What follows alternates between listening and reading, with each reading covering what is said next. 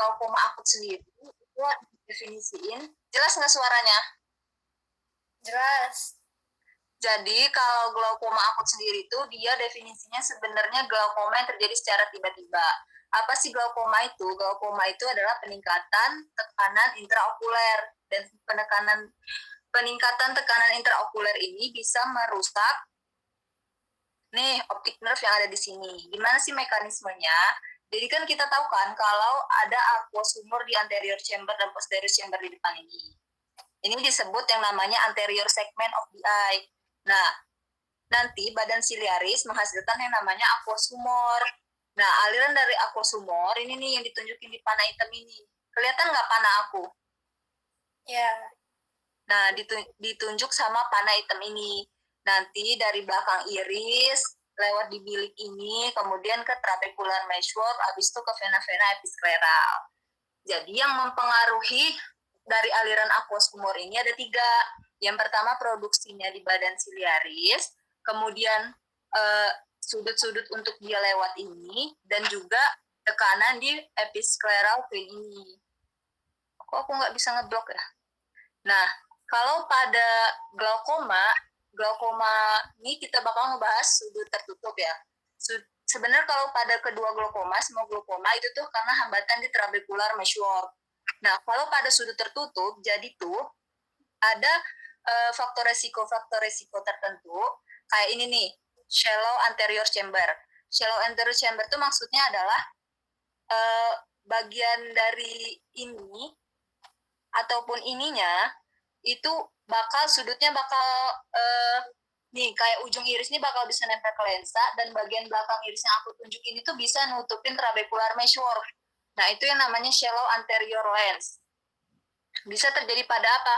Pada orang yang hyperopia. Pada orang yang hyperopia kan lensanya itu lebih cekung kan ya. Jadi dia lebih gini. Nah, lebih gini tuh lensanya. Karena dia lebih kayak gitu, otomatis tekanan di sini tinggi kan, karena volume di sini tinggi. Nah, dia ngedorong bagian iris yang ini sampai bisa nutupin trabecular meshwork. Akhirnya terjadilah yang namanya peningkatan IOP atau intraocular pressure. Nah, kalau pada wanita juga ditemukan, kalau kayak gini kedengeran nggak guys suaranya? Kedengeran. Ini kan salah satu faktor resiko dari glaukoma ya. Pada wanita itu dia anterior chambernya yang ini itu tuh lebih dangkal daripada anterior chambernya laki-laki. Nah, juga pada orang usia tua. Pada usia tua itu irisnya tuh semakin jatuh ke bawah dan lensanya itu juga bisa semakin cekung. Akhirnya dia anterior chambernya semakin shallow. Makanya dia termasuk salah satu faktor resiko dari glaukoma sudut tertutup ini gitu. Nah, yang bahayanya kan tekanan di sini tinggi tuh. Di anterior segmennya tinggi. Nanti di posterior segmennya juga jadi tinggi. Tuh, jadi tekanan dari vitreous humor di sini meningkat keluar sini. Akhirnya optic nerve-nya kerusak. Akhirnya muncul yang keluhan hilangnya penglihatan perifer. Nah, jadi tadi intinya adalah sumbatan dari trabecular meshwork di sini ya untuk etiologinya. Kalau untuk patofisiologinya, sebenarnya udah aku jelasin tadi, yaitu faktor resikonya ini nih, shallow anterior chamber. Yang tadi ini tuh lebih iris yang bagian sini lebih nempel ke lensa, ataupun yang bagian sini lebih mendorong ke depan, jadi trabecular meshwork-nya terhambat. Atau juga iris lensanya agak konveks. Iris lensa agak konveks itu ya maksudnya ini, nih agak cekung gitu. Terus itu kalau entrance anterior chamber yang sempit, itu aku bingung ya apa bedanya dengan shallow anterior chamber. Soalnya dia sama-sama bagian anterior chamber ini kayak apa sih? Mengecil gitu loh. Nah, kalau radi sebenarnya secara epidemiologi ya. Jadi kalau misalnya pasien kita kan biasanya dari Indonesia sih, dari Asia Tenggara. Jadi ada faktor resiko buat glaukoma tuh lebih tinggi gitu. Nah, kalau di soal-soal baik soal internasional nasional tuh biasanya kasusnya adalah wanita penderita hyperopia dari Asia. Nah, itu biasanya terus datang dan keluhan glaukoma. Nah, itu datang dengan keluhan nyeri mata gitu. Nah, kita bisa curigain kalau dia terjadi glaukoma. Kemudian, ini patofisiologinya. Jadi tadi patofisiologinya aku udah bilang, sebenarnya terbentuk pupillary block. Pupillary block itu apa sih? Perbedaan tekanan anterior dan posterior ini. Sehingga terbentuklah pendorongan dari iris yang bagian sini, lebih mendorong ke trabecular meshwork. Akhirnya terjadi peningkatan intraokular. Peningkatan intraokular itu kan terjadi di sini. Nih, bagian ini. Dia bakal menekan yang ini. Terjadilah hipertensi okular, hipertensi intraokular. Hipertensi intraokular ini merusak optic nerve. Nanti kerusakan di optic nerve ini yang bakal mempengaruhi penglihatan sampai orang itu bisa buta karena glaukoma gitu. Nah, kalau diagnosisnya untuk anamnesisnya itu biasanya dia nyeri tiba-tiba pada mata, biasanya unilateral. Terus itu atau bisa juga berupa headache atau sakit kepala nih, sakit kepala.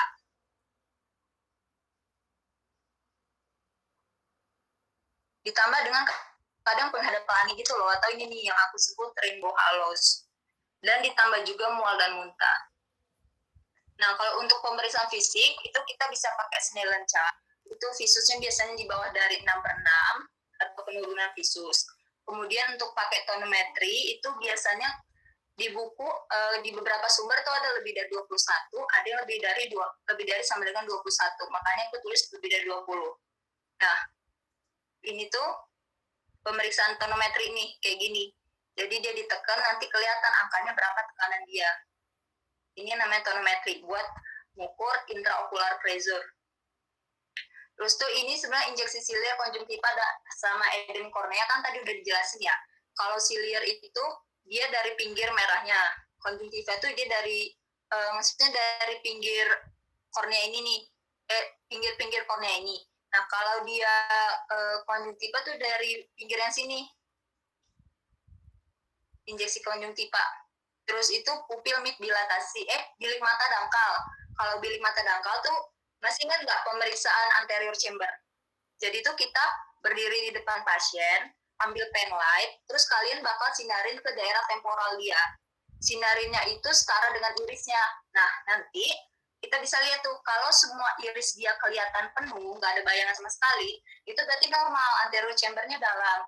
Nah, nanti kalau kita periksa di pen light, ada bayangan kayak gini, ini namanya anterior chambernya dangkal, atau ini kita sebut shallow anterior chamber tadi. Nah, terus, oh iya, itu kan tadi lewat pen light ya yang aku kasih. Terus juga ada pemeriksaan pakai gonioskopi. Gonioskopi itu, tapi kita nggak belajar itu di OSCE kayaknya deh, kemarin di buku CSL. Terus itu pupil mid dilatasi. Jadi, kalau kalian tahu kan refleks pupil, nah kalau pada orang glaukoma ini, kalian sinarin tuh pakai pen light, dia pupilnya bakal tetap nggak berubah gitu loh, nggak mendilatasi dan juga nggak berkonstriksi. Jadi dia tengah-tengah dilatasi, walaupun udah kalian anakin refleks pupil gitu. Terus gambaran kornea berawan di bagian limbus. Jadi korneanya tuh kayak ada apa ya, lapisan gitu lah, lapisan agak-agak buram di bagian limbus ini. Itu salah satu tanda dari glaukoma. Nih, kalau kalian nanti periksa. Terus itu refleks pupil negatif ya, iya karena dia pupilnya mid dilatasi. Nah, terus itu untuk farmakologinya, tadi Hana juga udah sempat bilang ya, ini kan tuh tindakan yang emergensif. Jadi kita kasihnya dalam bentuk intravena. Obat yang kita kasih adalah acetazolamide 500 mg intravena. Kemudian kalau udah normal, untuk menjaga tekanannya kita kasih yang tablet. Ini dosisnya 4 kali 250 mg per hari. Fungsinya apa nih si acetazolamide? Yaitu menghambat produksi dari aquasumor. Terus itu intravena mannitol. Tapi intravena mannitol ini penggunaannya kalian kasih kalau dia nggak ada kontraindikasinya. Nah, ini nih bakal mengurangi volume dari aquasumor itu sendiri. Tadi kan masalah si glaukoma kan si aquasumor terhambat gitu loh. Jadi ada pembendungan volume. Nah, dia dikurangi nih volumenya sama si intravenous mannitol. Terus itu obat topikalnya kita bisa pilih mau beta blocker atau juga alpha 2 agonis, nggak harus diberikan semua. Untuk beta blocker yang paling sering dikasih nih ya, kalau aku baca itu timolol 0,5%. Dikasih dalam dosis 2 kali 1 tetes per hari. Sama blok aqua sumber production. Terus itu juga obat topikal yang kedua itu alpha 2 agonis. Contohnya adalah apraconidin 1%. Kalian kasih 1 tetes per hari. Ini tuh sama juga menurunkan produksi aqua sumur. Nah, kalau untuk tata laksana dalam farmakologi, jadi kan glaukoma akut ya. Glaukoma akut ini penata laksanaannya tuh kayak di rumah sakit gitu, karena ini tindakan emergensif. Jadi kita juga bakal terus memantau tekanan intraokular pasien ini setiap jam gitu. Nah, untuk surgerinya, ini ada namanya iridektomi atau iridektomi perifer gitu, atau yang laser. Nah, jadi kalau iridektomi itu, kita lihat ya, di bagian kan aliran aqua sumur di sini. Nah, iridektomi itu dia dipotong bagian irisnya. Misalnya di sini dipotong gitu. Bisa pakai laser atau dia dipotong sendiri bentuknya gitu. Supaya nanti alirannya itu nggak cuma harus lewat sini, tapi bisa kebentuk aliran baru yang lewat sini gitu loh. Dan bisa melewati trabecular meshwork. Tekanan yang di sini juga jadi berkurang kan karena ada aliran di sini gitu loh. Nah, ini namanya iridektomi. Bisa dipotong dalam pembedahan biasa atau sekarang tuh udah pakai laser. Jadi ditinggal di laser gitu, nyampe ini bolong. Akhirnya dia bisa lewat aliran baru. Terus itu, nah untuk kita kalau mengedukasi pasien setelah dilakukan tata laksana tadi, oh iya, untuk glaukoma akut ini sebenarnya terapi yang benar-benar bisa mengatasinya itu pembedahan ini ya, iridektomi ini. Kalau yang obat-obatan ini tadi tuh sebenarnya cuma menghambat atau kayak sementara aja, karena orang tuh bakal pasti juga tetap di iridektomi gitu. Nah, edukasinya adalah menghindari, kita edukasi si pasien supaya dia menghindari aktivitas misalnya kayak melihat, membaca di cahaya redup gitu. Karena kan kalau cahaya redup itu pupilnya bakal berdilatasi dan dia tuh meningkatkan pendangkalan dari iridocorneal angel. Nih, yang ini pupilnya bakal berdilatasi, ini tuh semakin dangkal nanti. Akhirnya dia terjadi peningkatan lagi tuh si IOP-nya. Untuk komplikasinya, glaukoma akut ini tuh nanti dia pelan-pelan bakal kayak gini. Penglihatan kan kalau orang normalnya semuanya putih. Semakin dia dibiarkan saja tuh penglihatan seseorang tuh bakal mulai hilang dari mulai perifer tuh, kayak buta gitu loh, kayak lapang pandangnya mengecil. Terus itu lama-kelamaan nggak dibiarin, akhirnya yang sentralnya juga mengalami kehilangan kemampuan visual. Habis itu kalau dia dalam beberapa hari nggak ditanganin, orang tuh glaukoma akut sekunder, ini nih sama, glaukoma akut tuh mekanismenya sama, cuma dia tuh ada penyakit yang mendasari atau underlying disease. Nah, contoh penyakitnya itu ada uveitis dan neovaskularisasi. Akhirnya mereka ini dapat menyebabkan peningkatan IOP. Peningkatan IOP yang terjadi ini akhirnya merusak diskus optikus yang ada di sini. Nih, ini nanti bisa rusak karena peningkatan dari IOP tadi, intraocular pressure. Untuk penata laksana dan prognosisnya ya tergantung penyakit apa gitu yang mendasari. Terus kalau glaukoma sudut terbuka. Nah, kalau glaukoma sudut terbuka, dia sudut iris lensa iris korneanya itu normal, nggak ada hambatan gitu. Di bagian sini bisa lancar, di bagian sini bisa lancar. Tapi yang bermasalah adalah ini pori-pori di trabecular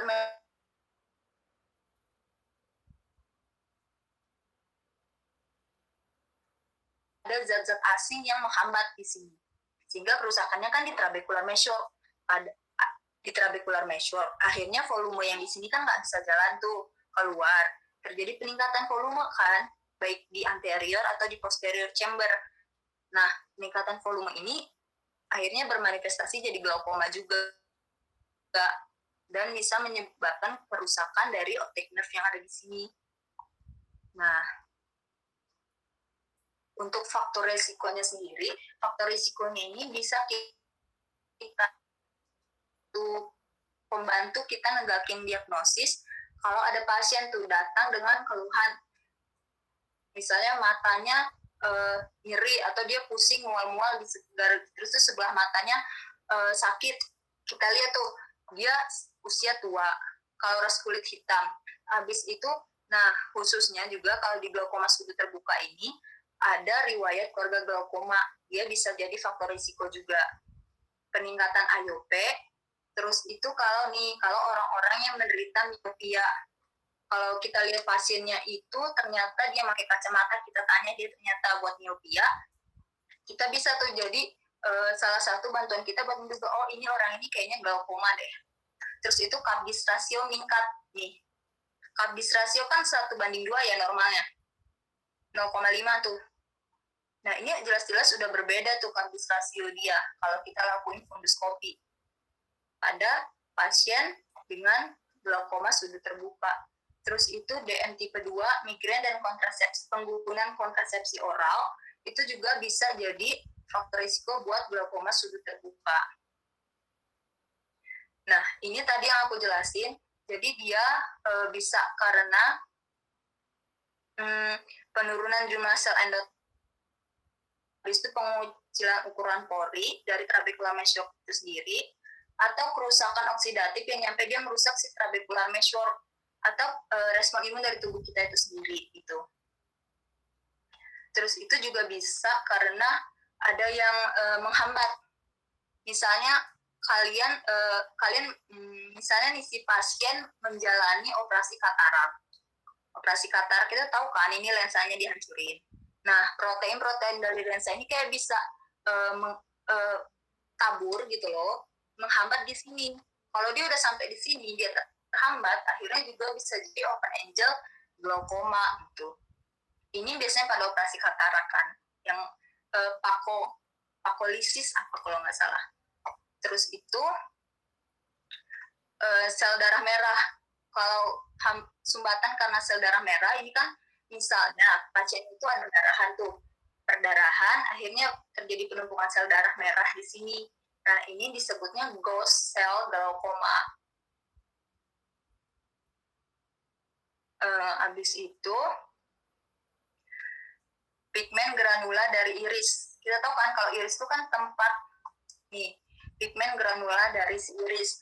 Iris kan ada warna tuh yang memberikan mata kita warna. Nah, pigmennya itu bisa terlepas gitu dan dia bisa menyumbat di trabecular meshwork.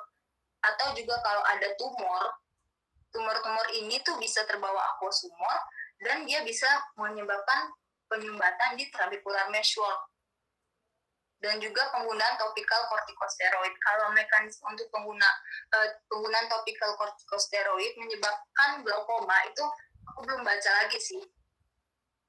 Terus itu untuk diagnosisnya, kalau pada open angle glaukoma itu jarang ada nyeri. Kenapa? Karena dia peningkatan IOP-nya itu terjadinya di sini, emang tiba-tiba di sini gitu. Jadi dia nggak neken-neken ini dulu, ini nggak ketekan dulu. Jadi kadang-kadang dia tuh nggak disertai oleh nyeri gitu, yang sudut terbuka. Mana tadi? Terus kan kalian pernah dengar kan normotension glaukoma? Glaukoma tapi dia tekanan intraokularnya itu normal gitu. Biasanya diagnosisnya dengan Kabis rasio gitu-gitu. Atau tunnel vision. Nah, ini nih dia pada early stage open angle glaukoma itu ada yang namanya penurunan lapang pandang sampai dia membentuk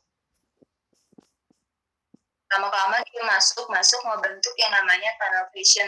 Habis itu juga pada orang yang ada riwayat penggunaan obat hipertensi, tapi aku belum baca lagi mekanismenya kayak mana. Untuk pemeriksaan fisik itu penurunan lapang pandang, karena kita bisa lihat kan di sini tuh hitam di pandangan dia, lama-lama hitam bentuk tunnel vision, makanya dia kita sebut penurunan lapang pandang. Untuk tes lapang pandang sendiri kan ada yang provokatif, adalah di buku CSL. Terus itu untuk kerusakan diskus optikus. diskus optikusnya bisa membengkak, swelling. Habis itu dia rasio cup dis rasio ini kan disnya, ini cupnya. Jelas-jelas ini nggak normal kan? Biasanya 1:2 tuh. Ini tuh disnya tuh udah lebar banget gitu loh, kayak udah melakukan pembengkakan. Itu biasanya pada orang glaukoma gitu. Terus pembuluhnya kan normalnya gini, langsung terhubung gini kan. Nah, kalau pada glaukoma itu dia pembuluhnya kadang-kadang bisa ngikutin bentuk kulit ini, bentuk disnya. Jadi jalur dulu bentuk dis, baru dia lurus lagi gitu. Terus itu kalau kita lakuin tonometri, tekanannya itu bisa lebih dari 21 mmHg. Atau kita bisa bandingin kanan dan kiri, kadang-kadang tuh bedanya sampai lebih dari 3 mmHg gitu, di antara mata kanan dan kiri.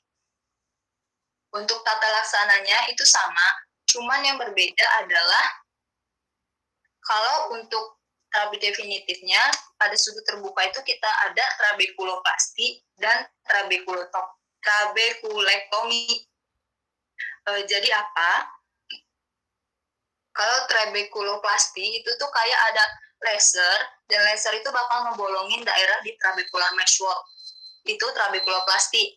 Tapi kalau dia udah nggak mempan lagi, itu kita lakuin trabekulektomi. Trabekulektomi itu kayak mana? Jadi benar-benar diangkat nih, trabecular meshworknya benar-benar diangkat, dan dia tuh kayak masukin buat aliran baru gitu. Buat aliran baru yang ngegantiin trabecular meshworknya. Itu yang namanya trabekulektomi. Terus itu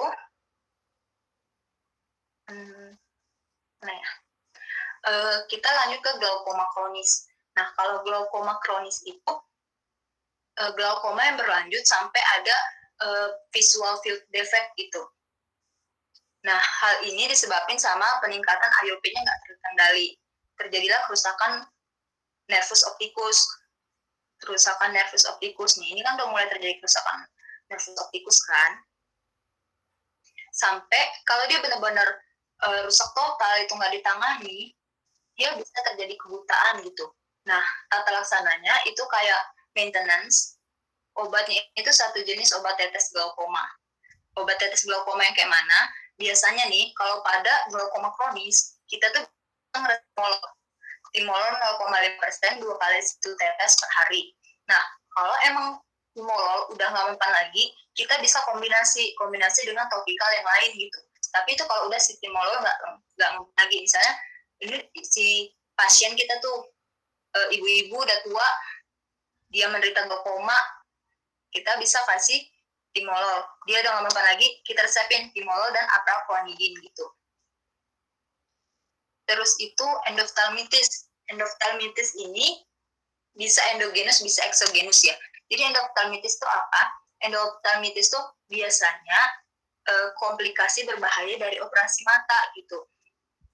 Nah, paling sering sih exogenous infection ya. Yang kita pelajari itu exogenous infection dari paling sering operasi katarak. Operasi katarak itu kan kayak kita masuk mata dan benar-benar kayak ngebersihin lensa gitu kan, dan itu bisa jadi komplikasi dari endoftalmitis. Nah, paling sering endoftalmitis itu disebabkan sama ini nih, gram positif bakteria.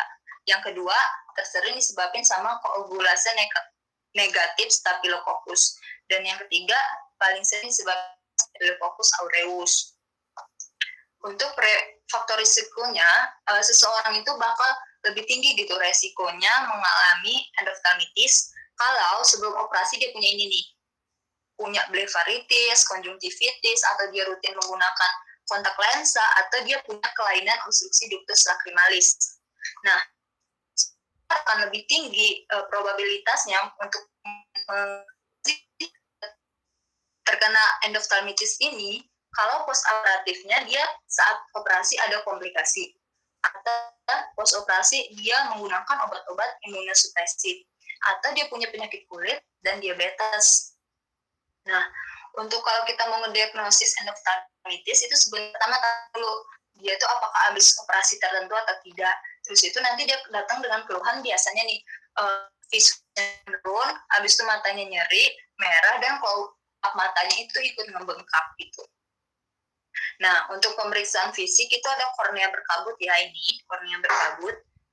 Gini nih gambarannya. Jadi korneanya tuh kayak ada lapisan gitu yang bikinnya nggak jernih.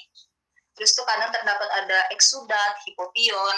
Nah, kalau kita lakukan oftalmoskopi nih, dia fundusnya susah kelihatan. Mana coba kabis rasionya? Sulit karena dia tadi ini sebenarnya udah ada corneal haze-nya juga.